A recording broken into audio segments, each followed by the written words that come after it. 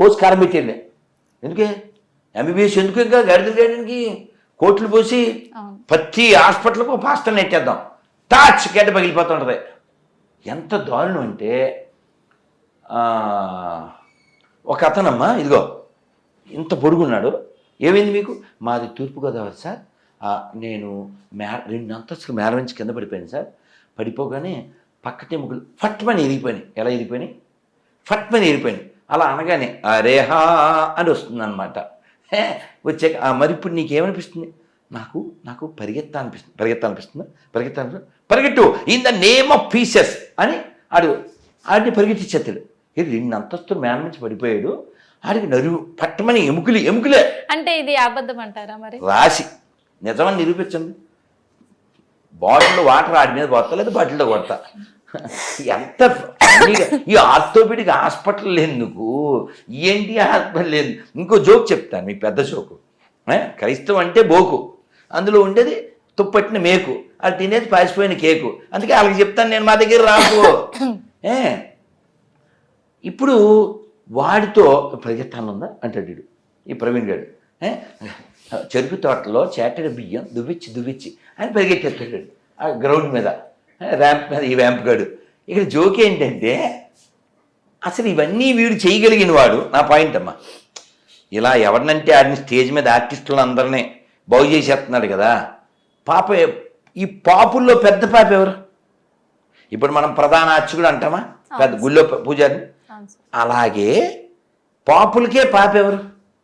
పోపు అంటే తెలదా? పోపు అమ్మా, George బెండిక్ Pope అంటారు కదమ్మా. అంటే ఈ పాపులందరికీ పైన ఉంటాడు ఆయన, ఎక్కడో దాన్ని ఏమంటారు, దాని పేరేంటిది, బెత్లహమా, వీళ్ళ హెడ్ క్వార్టర్ ఉంది కదా, అక్కడ ఉంటాడు. పాప ఆయన ఇప్పుడు వీల్ చైర్లో ఉన్నాడమ్మా. ఈ ప్రవీణ్ గారు అక్కడ ప్రేయర్ చేయొచ్చు కదా. ఈ కలవరాయిలు కొంచెం పంపించచ్చు కదా సతీష్. ఆ పెద్ద ఆయన్ని చెరుకు తోటలో చాటర్ బియ్యం ఆడించచ్చు కదా. ఇక్కడ ఈ డ్రామాలు చేసినప్పుడు నేను హాస్పిటల్కి ఆయన డబ్బులు ఎందుకు తాగలేదు, అది నా పాయింట్. మనకు పాస్టర్లు ఉన్నారు కదా ఆనందంగా. ఈడేమో కలజోడు లేకపోతే బొగడ బైబిల్ చదవలేడా ఏమన్నాను? ఓసారి వన్స్ మోర్ చెప్పండి. కలజోడు లేకపోతే బొగడ బైబిల్ చదవలేడు. ఈడేమో కిడ్నీలు బాగు చేసేస్తాడు, మోకాళ్ళు బాగు చేసేస్తాడు. మరి వీళ్ళు పచ్చి అబద్ధం చెప్పి ఈ భారతదేశాన్ని నాశనం చేస్తున్నారు, ఈ ప్రపంచాన్ని నాశనం చేస్తున్నారు. దేవుడు లేడు అని చెప్పు, నువ్వు సస్తావు. అందుకని మా దేవుడిని నమ్ముకుంటే లేచెను నడిచెను. ఏందిరే అతవజోకు. కలజోడు లేకపోతే బొగడ బైబిల్ చదవలేవు. అంత పవర్ ఉంటే 2 సుక్కలు వేసుకో కలవరాయిలు. అందుకే నేను పాట రాశాను 10-12 ఏళ్ల క్రితమే. వాయ్ దిస్ కలవరి కలవరి కలవరిది. ఆ సాంగ్ మీరు రాశారా సార్? కాదు, అది కదా, దానికి నేను మార్చాం. Why this Kolaveri oil spoil చేయుటకే. అదేందా? అక్కడేమో టెంపుల్ అంటూ లైఫ్ మొత్తం పెంపుల్ లాగా కదా.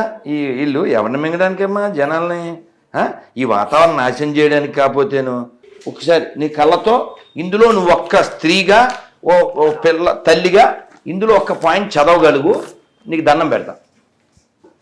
నమస్కారం అండి. నమస్తే సార్, ఎవరండి? నమస్కారం అండి, ఎవరు?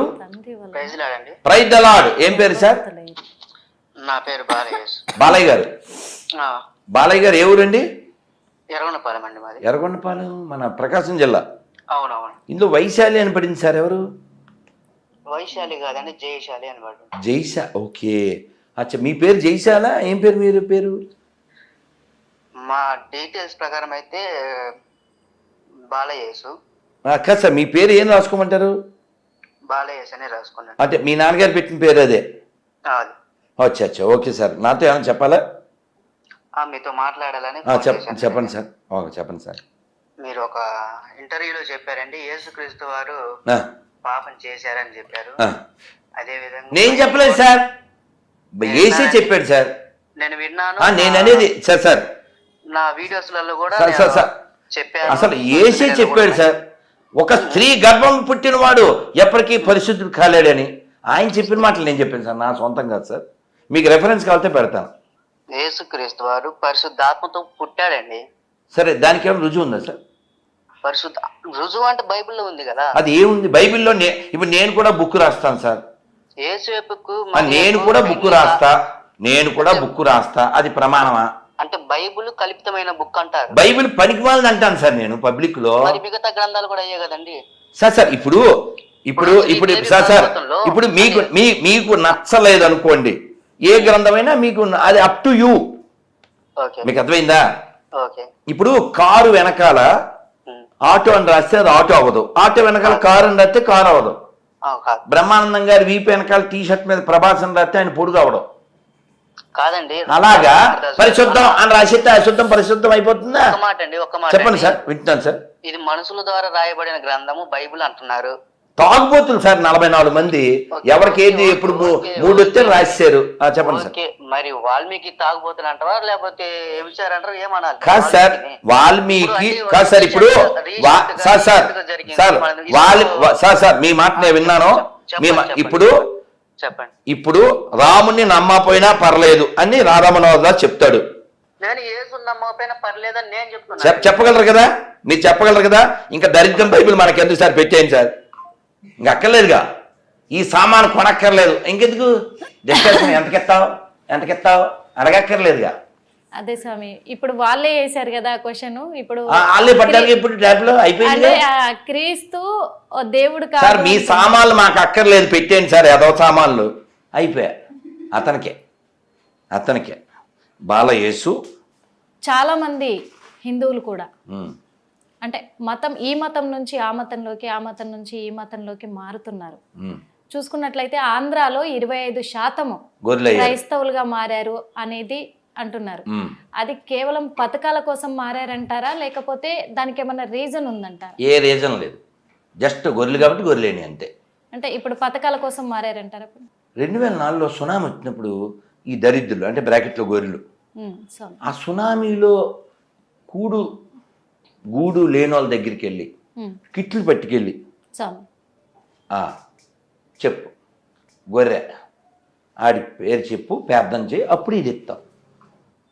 అదేంటి సార్ అర్థం కాలే?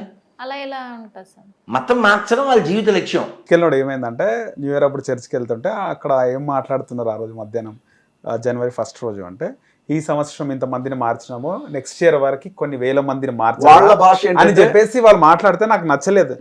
వాళ్ళ ఉద్దేశం ఏంటంటే ఇంతమందికి సువార్తను అందించగలిగారు, ఆ విధంగా చెప్పలేదు. అదే కొంత విషయం ఏంటంటే బ్రదర్, ఇప్పుడు మీ నాన్నగారు అనొచ్చు నాతో, ద సేమ్ టైం నేను ఈ మాట అనకూడదు, వ్యూవర్స్ నన్ను క్షమించండి, నీ అమ్మ మొగుడు అని కూడా అనొచ్చు. 2 విధాలుగా అనొచ్చు. చెప్పేది మీ నాన్నగారు అంటే వినడానికి బాగుంటుంది, రెండో పదం తప్పుగా ఉంటుంది. రైట్. కొంతమందికి ఎలా మాట్లాడాలో తెలియక అలా మాట్లాడతారు. ఓకే, వాళ్ళ అంతరార్థం వేరే ఉంటుంది, కానీ వినేవాడికి అది కష్టం అనిపించింది, వీడేంటి ఎట్లా మాట్లాడుతున్నాడు అని మాట. కానీ డే బై డే ఈ ఏదైతే ఆగదు, మార్పిడి ఆగదు. మత మార్పిడి కాదు, మతి మార్పిడి.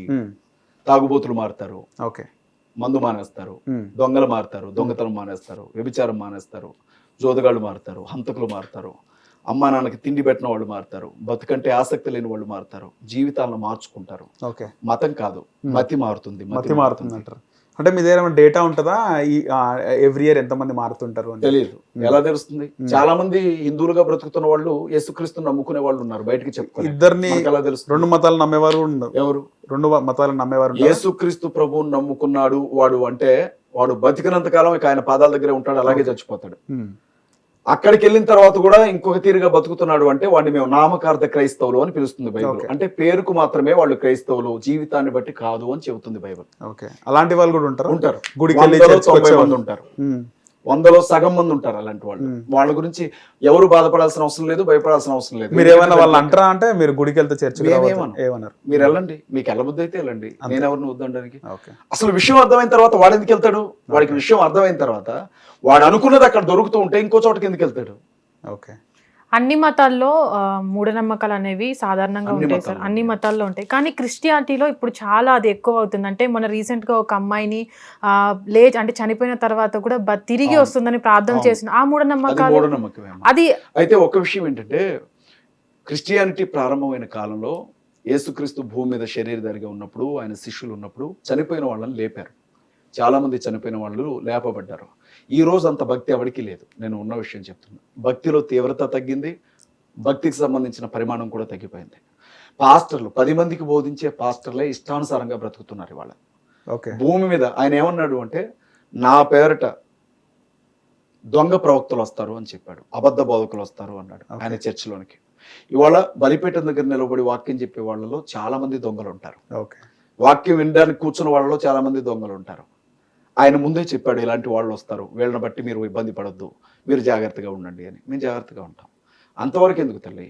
ఆవిడెవరు మొన్న చెప్పట్లా, నేను రోడ్డు మీద వెళ్తున్నా 200 కావాలంటే ఆ 200 పడిపోయినాయి నాకు దొరికినాయి, గ్యాస్ సిలిండర్ కావాలంటే గ్యాస్ సిలిండర్ ఇంట్లోకి వచ్చింది.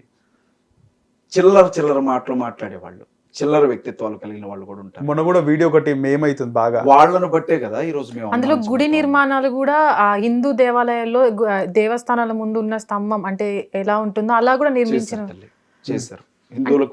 హిందువుల గుడిని అనుకరించి సేమ్ గుళ్ళు కట్టిన వాళ్ళు కూడా ఉన్నారు కొంతమంది చర్చిలు.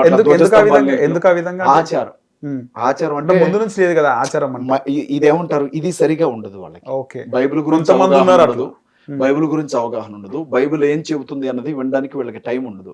వీళ్ళు ఏదైతే అనుకుంటారో అది చేసుకుంటూ వెళ్ళిపోయే వాళ్ళు ఉన్నారు. మీకు తెలుసో తెలీదు, క్రీస్తుకు సంబంధించిన సేవకులు ఎంతమంది ఉన్నారు, క్రీస్తు విరోధికి సంబంధించిన సేవకులు కూడా క్రైస్తవ సంఘంలో అంతమంది ఉన్నారు. యేసు క్రీస్తు ప్రభువు మనుషులమని భ్రమ పెడతారు, సంఘాన్ని పాడు చేస్తారు వాళ్ళు. అలాంటి వాళ్ళు చేసే పనులే మీరు నన్ను ఇప్పుడు అడుగుతున్నారు. కానీ వేరు చేయలేము వాళ్ళిద్దరిని, దేవుడు మాత్రమే వేరు చేయగలడు వాళ్ళని. క్రీస్తు పూర్వం క్రీస్తు శకం పైన ఏమంటారు మీరు? అవును, మరి అది కాలాన్ని ఆయన భూమి మీద నడిచిన కాలం అది. ఓకే. కాబట్టి కాలం పూర్వం అంటే యేసు క్రీస్తు ప్రభు పుట్టక ముందు, పుట్టడం అంటే ఇక్కడ మీకు అర్థం కావాల్సింది ఏంటంటే, యేసు క్రీస్తు ప్రభు శరీరధారిగా భూమి మీదకి రాక ముందు కాలాన్ని పూర్వం అంటారు. ఆయన శరీరధారిగా వచ్చిన తర్వాత జరిగే కాలాన్ని క్రీస్తు శకం అన్నారు. ఓకే. పుట్టడం అంటే కడుపులో నుంచి బయటకు రావడం. రైట్.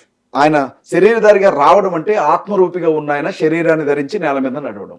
చాలా మంది అడుగుతారు, క్రీస్తు భూమి మీదకి వచ్చి 2000 సంవత్సరాలుగా, మరి అంతకు ముందు మీ దేవుడు ఎవడు అని.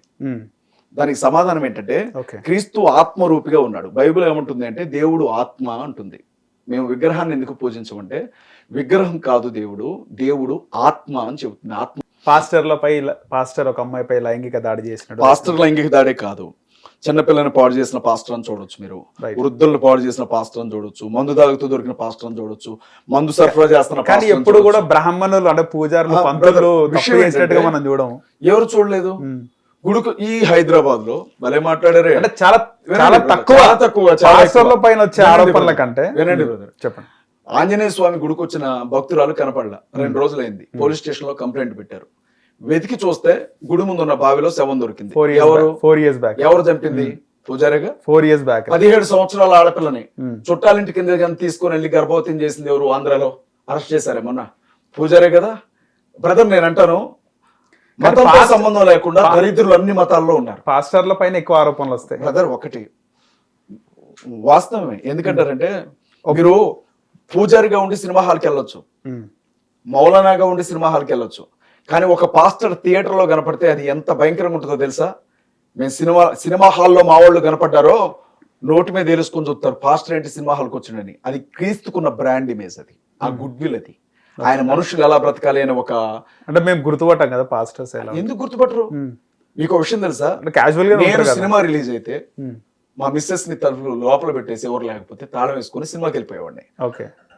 2012 వరకు నా జీవితం అది. నేను ఎప్పుడైతే సేవా పరిచర్యలోకి వచ్చానో ఆ రోజు నుంచి ఈ రోజు వరకు థియేటర్ ఎట్లా ఉంటుందో నాకు తెలియదు, దాని గుమ్మం తొక్కల. ఓకే. పాస్టర్ అయిన తర్వాత వెళ్ళం బ్రదర్. అల్లరితో కూడిన ఆటపాటలకి బైబిల్ అంగీకరించదు. ఓకే. సమస్య ఏమైపోయిందంటే, అనేక మంది బైబిల్ తెలియని వాళ్ళు బతుకు తెరువు కోసం బైబిల్ పట్టుకొని బయటకు వచ్చేస్తున్నారు పాస్టర్స్ అని. వాళ్ళకి అందులో ఏముంటుందో తెలియదు, ఎక్కడ శిక్షణ ఉండదు. ఆ కులపోవడం 10 మందిలో 20 మందిని తీసుకొని సంఘం పెట్టేస్తారు. ఇక వాళ్ళు చేసే దరిద్రం అంతా సంఘం మీద రుత్తా ఉంటారు. వాళ్ళే దొరుకుతారు. వాళ్ళని బట్టి ఇప్పుడు మీరు అందరూ అన్నట్లా, మీ వాళ్ళు ఇట్లా చేస్తున్నారు అని మేము పడట్లా. ఓకే. సో ఫైనల్గా అయితే మీ పోరాటం ఆగదు ఇంకా రిజర్వేషన్ సంబంధించి. బ్రదర్, నేను ఒక్కటి చెప్తా ఉన్నా, వాళ్ళకి రిజర్వేషన్లు ఇచ్చినా ఇవ్వకపోయినా వాస్తవంగా మాట్లాడుకుంటే నాకు వచ్చే నష్టం ఏమీ లేదు. కానీ ఒక మనిషిగా నేను ఆగలేకపోతున్నాను. ఇది అన్యాయం కదా? అన్యాయమా కాదా బ్రదర్? అందరినీ సమానంగా చూసేటప్పుడు దళితులను ఎట్లా టార్గెట్ చేస్తారనేది నా ప్రశ్న. దానికి ఆన్సర్ చెప్పాలి. లేదా అందరినీ మా వాళ్ళ అన్ని కులాల్లో ఉండే వాళ్ళని క్రైస్తవులందరినీ ఒకే కులంలోకి తీసుకురండి, బీసీసీ. లేకపోతే నో సర్టిఫికేట్ ఇవ్వండి, లేకపోతే నో క్యాస్ట్ సర్టిఫికేట్ ఇవ్వండి.